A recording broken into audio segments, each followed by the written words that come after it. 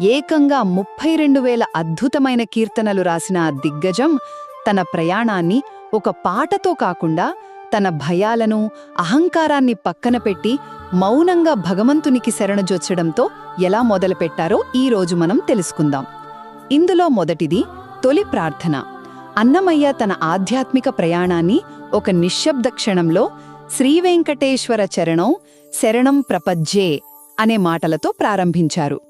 ఒక్కసారి ఆలోచించండి, ఇన్ని వేల పాటలు రాసిన గొప్ప స్వరకర్త తన తొలి అడుగును పదాల కసరత్తుతో కాకుండా కేవలం ఒక మౌనమైన శరణాగతితో ఎందుకు ప్రారంభించి ఉంటారు?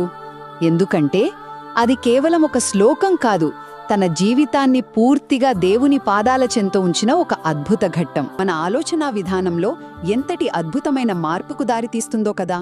మన సమస్యల భారాన్ని భగవంతుడికి అప్పగించి సంపూర్ణ విశ్వాసంతో అడుగు ముందుకు వేయడమే జీవిత పరివర్తనకు అసలైన మార్గమని ఈ ప్రయాణం చెబుతోంది.